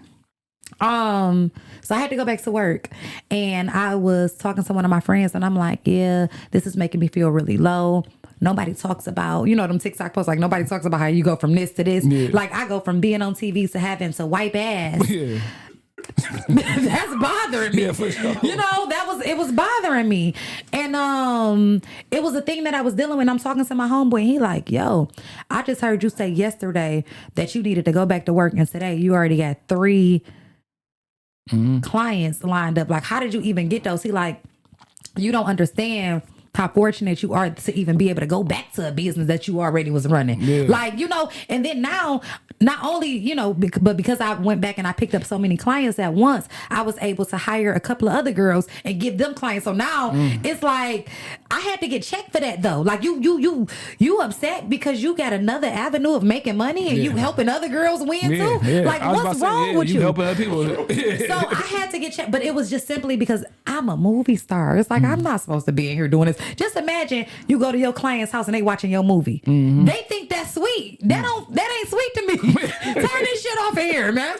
Why y'all? And I'm in here doing this. Like, no, for sure. Like, look, we watching your movie. Like, dog, no. So, like the day that Kayla dropped, I was at work. It's on every TV in the house. Like, but a lot of times we do, like, because we got this big picture in our head, or where we supposed to be, or where we want to be, that we forget to count our blessings and what's going on. You know what I'm saying? Because I do it a lot, a whole fucking lot. Like, I ain't doing shit, but then you start thinking like, I am doing something. I'm doing a lot. Yeah. Anytime you give an opportunity, like right now, I appreciate the opportunity that I'm able to be here and kick it and share and tell my story.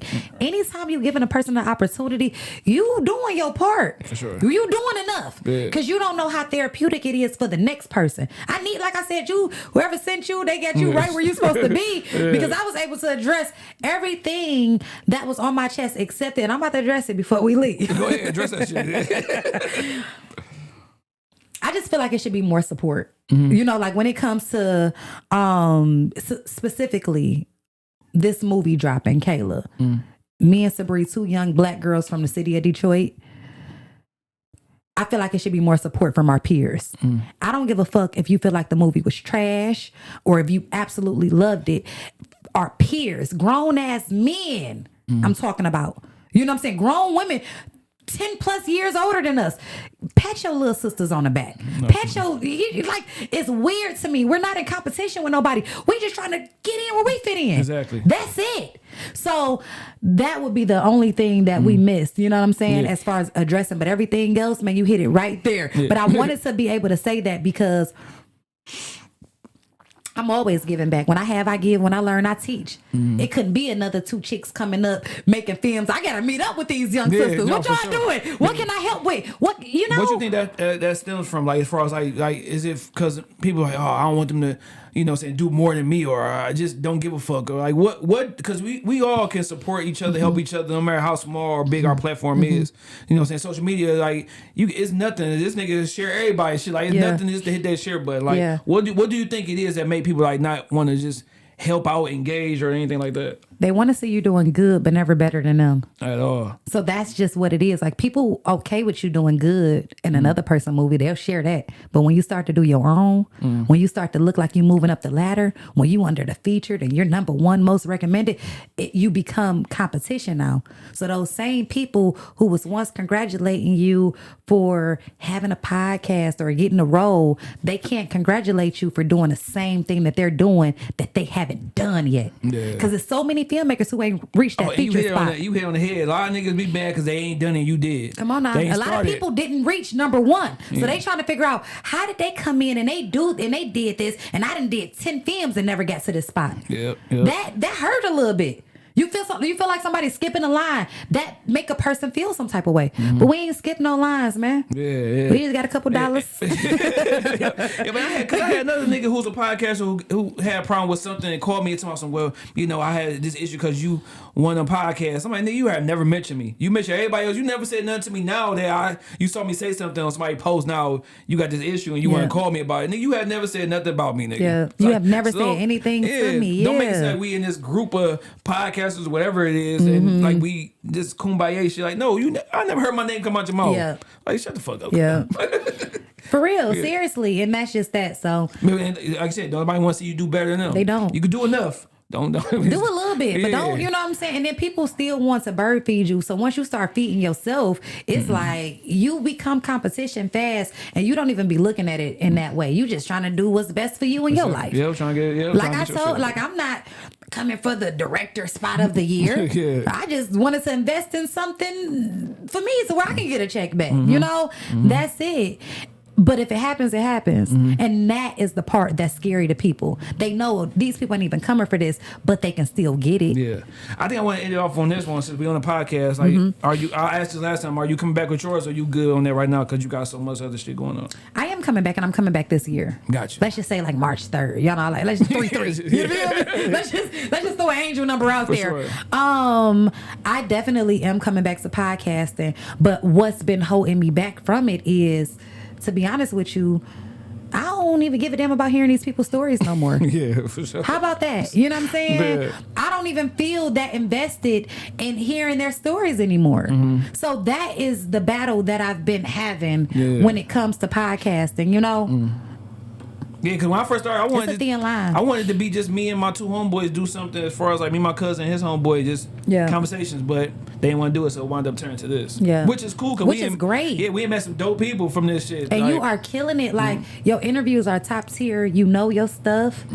You do your research. Like, you are the best interviewer. I hate when people come on a podcast and don't know nothing about the person. Yeah, that's weird. Like, listen, what's Kayla about? Nigga, you why you have me come on here? Yeah. Like, what's my album about? Like, niggas don't, you know what I'm saying? Like, that always, like... And that started to get lazy in my days of podcasting. I would have cast on, didn't even watch the movie. It's time to quit. Didn't even watch the movie. For sure. Got them on, like, don't know nothing. They like, you see a movie, didn't you? Like, yeah. You don't remember the part? Because, see, I don't know who played who. I just got them on there. You know? I had to have the one time where a young lady, I'll tell you when we go on camera, I had to ask Q, like, dog, who was that? What the fuck was her movie? Like, I had to get, because I know he know. Yeah. It was boring, too. Boring as hell. That interview was boring. So, the interview? Yeah. So, do you have interviews that's just boring sometimes? Where you like, this ain't it? The percentage is very low, but we have had few where I looked at this nigga like... Because you're so good though, and you know how to keep it engaged. My thing is, interviews make people, it create fans. If you have a good enough interview and you bring this personality out, it's gonna make you want to watch that movie or listen to that album or buy some clothing from that business. Like, that's, people don't understand how important the interview is. It's gonna make you or break you. Yeah. You know, I got people I would refuse to watch their interviews because it's just boring. Yeah. Like, they don't have nothing to talk about, or you answering questions with one word. Like, you answering too politically correct. Yeah. People don't know how to let themselves go. Be you. Yeah. And see, that's the thing about me. Like, I'm gonna come on here and I'm a fool every time. For sure. But I don't know how to be nobody else. Yeah. You know, I'm gonna come on here and I'm a fool out every single time. Who had fucked me up because I didn't think they was gonna be that cool when it came on was Denzel. Was funny as hell. I thought he was gonna be like. I seen his interview, man. He is a fool. Funny as shit. Shout out to Denzel. That's another one of my. Denzel already got it. We don't have to say, oh, he's next up or my favorite. You know, I'm gonna leave that for Juju, but because Denzel already got it. You feel me? He's already there. Denzel is top tier. Yeah, he surprised me and my homegirl dog who came out here was super cool as shit. Damn, man. Liz. Oh yeah, Elizabeth Fox. Liz Fox. Yeah, I'm tripping. Cool as hell. Is that who you was talking about for real? Yep, no. I knew it was Liz though because Liz is a Leo like me. Yeah. And a lot of people don't know that, but like Liz is hilarious. Like she's a Leo like me. Like cool Leo's just cool. We just like that, you know? Yep. No, it was definitely her. Yeah. Like, those are two that surprised me. I didn't think they was gonna be because she's so you know. Yeah. But yeah, no, Liz is cool and Denzel as well. Denzel. Hilarious. Funny as hell. Funny as hell, dog.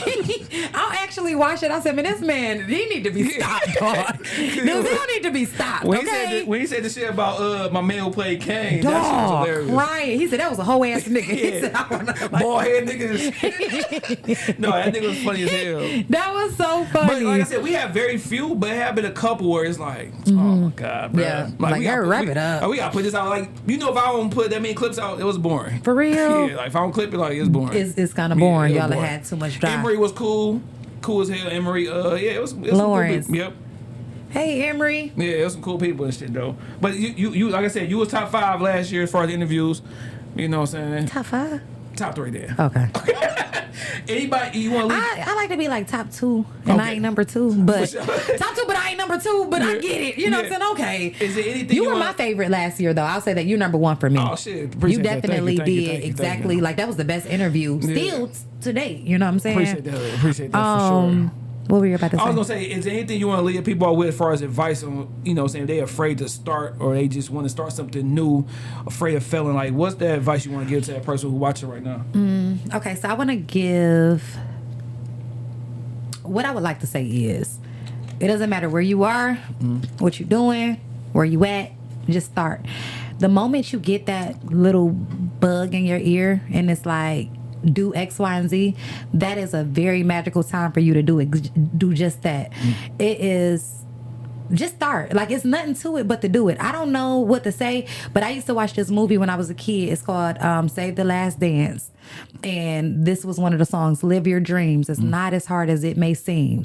You gotta work to get the cream. So you gotta work to get the cream, baby.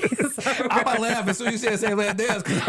Did you I watch hate it? that movie? For real? No, because my wife watch it all the time. Save the Last Dance was a great movie to... Why was it? Did he ever play a role where he wasn't so mad? That nigga Q from Moesha? I don't think so. What's that nigga? Frejo Star? Frejo. Is he did he die? He still living? I think so. He ain't die? That's what I know of, bro. Why you laughing? I thought he was out of here. Like, why he did? No, he left. I thought he was out of here. Y'all play too much. Oh, no. So, but where he been then? Like, he ain't did a Tubi movie or nothing? I don't know what he been doing. I can see him doing, coming right back doing a little... The last thing I seen him do, I think, was he was getting an interview from Vlad. Wow, I ain't seen nothing from him since Save the Last Dance. Since Moesha. He was like, he dead? Like, what happened? Wow. But yeah. Shout out to Frejo Star. You still alive. Shout out to him, man. And that's just it. Like, that movie, though, was a good movie to just, whether you fit in or not, just do it. You know what I'm saying? That girl didn't fit in with none of them people. What was that movie? Was it when she got choked out at the end by the basketball star? She was dating black dude. He was like the only black dude in the school. Y'all never seen O? I ain't never seen that nigga, it was Mekhi Phifer in there and choked her out and killed her and shit at the end. Oh my God. Yeah. Oh. Yeah, that's that movie, O. I seen that. Yeah, he was a basketball star. And then at the end, the white boy was trying to put shit in his head because I think... Yes, he was a psychopath. Yeah. Wait a minute. And then at the end, he shot himself in the head, killed himself at that white boy party. Yeah, yep. Where can we watch that? Shit, I was just going that Fire Stick or something. And then 3 Strikes is missing. 3 Strikes is missing. He said he's trying to bring it back. Who did that? Brian Hooks. So what? He said he's trying to bring it back to 2 because they trying to do a second part. Why is it missing so long? Like, what was that about? Like, so why? You can't find it? Like, it's not on... No site. It's not streaming. No site. For years, though, ever since... So he took it off. It just never was. It never was. I never knew that. Oh, because it came out DVD time, so it was never a streaming. Yeah, 3 Strikes. Hell yeah, it was a classic movie. Do you know how much money he can make if he just dropped that right now on Tubi? Yeah, they're gonna watch it on YouTube. Like, wherever he can make his own YouTube channel. Drop it right now. Yeah. Hell yeah. Anything else you want to leave off that we didn't talk about that you want to touch on? No, man, you have been more than awesome. You know, in all the wrong places is coming soon. Stream Kayla right now on Tubi. Y'all can follow me everywhere at Tia Blaque. I'm gonna be outside more. For sure. I plan on being outside more. So we gonna see each other there. We gonna hold each other today. He lying? I'm probably lying too. No, I'm coming to the premiere because I just said that I might just start having my face out there, even if it's for 30 minutes. Like I gotta come outside. I hate being outside, but I'm gonna come outside. If I book you, maybe you have to be there. Yeah, for sure. That's how you get them. That's how you get them. Yeah, like- All right, so if I book you, you gotta be there. I'm coming for sure. I'm coming for sure. But yeah, thank you so much for having No, me, for man. sure. Appreciate you coming on. Like I said, it's always a good time talking. You know what I'm saying? I feel like we know each other for years. But Yeah. like I said, you've been doing Q for a minute because y'all be doing the podcast, Yes. podcasting or whatever. But yeah, when you got the podcast, man, invite me. I want to come on just to watch and just to see. I ain't got to be interviewed. You say you don't want to talk to nobody. You want to just talk to yourself and shit. I don't know what's wrong with me with that, y'all. No, but y'all know what it is. We got Tia Blaque, episode 247, Shad versus everybody. We got Q behind the boards. We got this coldness in the basement. Best podcast in the city. If you think different, then we don't give a fuck. Go get some Zawadi. I'm quite sure Q gonna put the website right at the bottom. Mm-hmm. You know what I'm saying? You can order it and tell them that you demand that you want them you want this in the stores. It's a smooth vodka. Mm-hmm. Go ahead, man. Hey, we need another bottle, cuz we're running low. Yeah. Peace.